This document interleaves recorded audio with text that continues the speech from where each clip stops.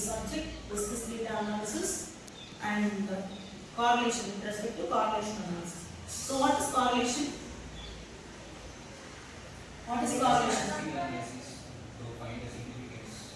Relationship between two variables. Right? Why the word is significant, which means should have whether it is statistically have a significant relationship, which should be greater than 0.05. That is 5% significance level. That is called the significant. Being significant, which means 95% our data is confident and it is highly correlated. So correlation is of how many types? It is of 3 types. One is positive or negative. It should have a strong, moderate and low correlation. It can be positive or negative, but it should have strong, maybe strong negative correlation, either strong positive correlation. Similarly, like moderate and low, vice versa. Okay. Today we will discuss. Last class we were discussing about the regression analysis. So regression is to test the model field. So you all know the regression equation, right? What is the regression equation? Y is equal to A plus B. Yes. Today for correlation analysis, if we want to calculate manually, we have a formula. But with the help of SPSS, we can calculate within seconds. So depending upon the problem statement, we have to see what test is to be executed. See, today our problem statement is determine whether there is a significant relationship between the height of the students towards the jumped distance. So if the student is we are comparing here the student's height with respect to jumped distance. So we just imagine if the student is like 5.3 or we measure in the centimeters, okay, 160 centimeters height and another student is 172 centimeters height. So the jumped distance compared to the first person relatively to the second person should be high. That is our assumption. Correct? That should be our assumption. So okay. So to define the problem statement, see, this is the actual problem. That is the objective. We have to test what is the objective. Today we have whether a person's height is related to his performance in a long jump competition. So we are taking the long jump competition, recruited and trained individuals from general population to measure their height as well as their performances in a long jump competition. So we are using the correlation analysis. Here we are having 3 parameters. One is to predict, another one next identify and optimize. Okay, to predict previously height of the individuals to the jumped distance. This is our main motive. And next thing we have to identify what is the most correlating factor, that is initiating the jumped distance. Next, whether the correlation is strong, medium, that is moderate or low. Next. So height and long jump performance, is there any correlation? So that is what we are going to analyze through Pearson correlation analysis. Next slide. So here we have 2 assumptions. Is there a statistically significant linear relationship between the height and long jump distance? Another thing, if taller individuals tend to jump farther, this could imply that height is a factor in athletic performance. So here are 2 scenarios. One is whether it is relating, another one like if a taller person is jumping towards like farther, which means it is leading to a next step. We can think that it is we can call it as athletic performances. Next slide. So we just take 30 seconds of time.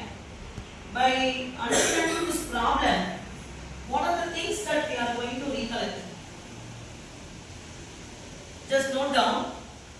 Just note it. We have identified 3 to 4 keywords, right? Like correlation. So we had a discussion.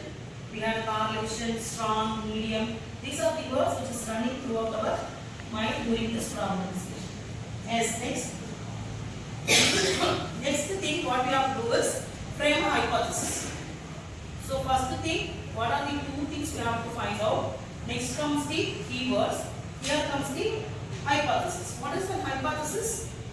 tentative assumption. We are assuming in your mind whether there is a correlation, that is there is a relationship between the variables or it is not happening. Either among these two is one has to happen, right? Either H naught or H one. Okay. Here we are taking H naught, that is there is no correlation between the height and long jump performances of the individuals. Next is next.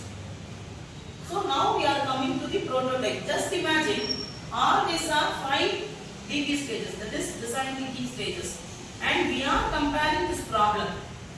Now you just consider all the 5 things, and now we are correlating and bringing it down to each step-by-step process.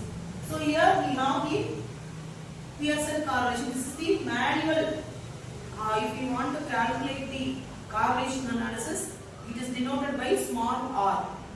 Is equal to sigma xi minus x bar into y1 minus y bar divided by square root of sigma x1 minus x bar the whole square into sigma y1 minus y bar the whole square.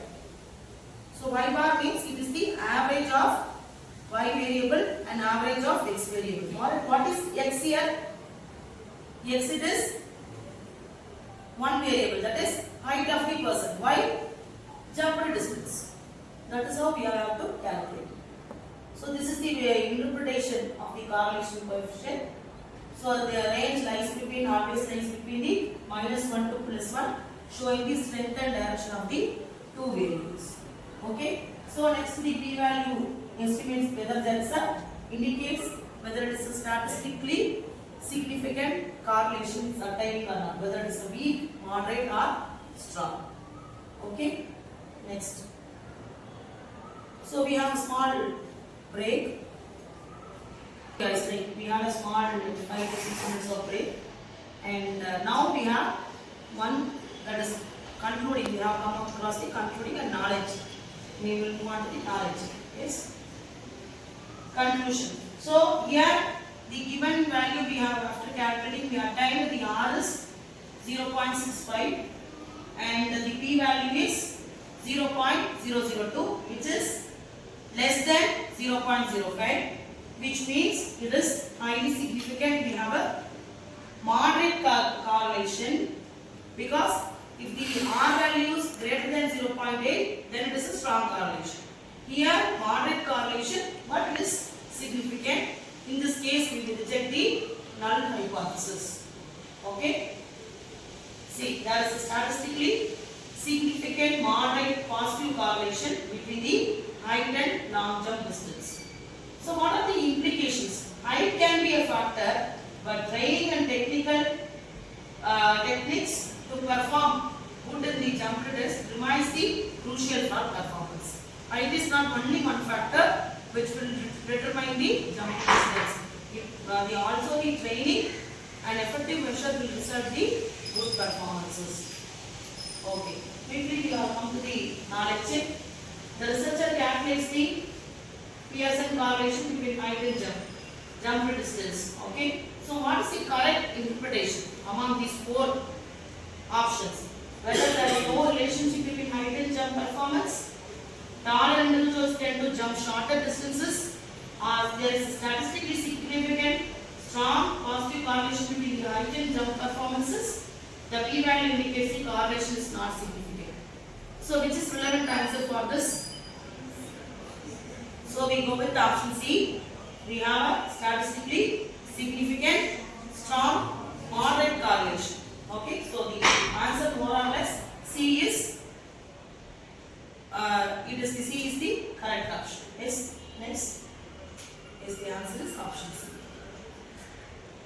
Yes, someone can summarize the class. The relationship between height and height of the student towards jump distance. Here in this we have seen about 3 parameters to predict, to define, to optimize. Here there is a statistical significant linear relationship between height and distance, and frame her hypothesis that we have seen null hypothesis H0 and alternative hypothesis, that is H1, and we have seen about the Pearson correlation. Okay. And we have come across what are the formulas and how this problem statement is connected with the degree 5 stages, and they we summarized and concluded. We also had a knowledge check. Okay. Thank you.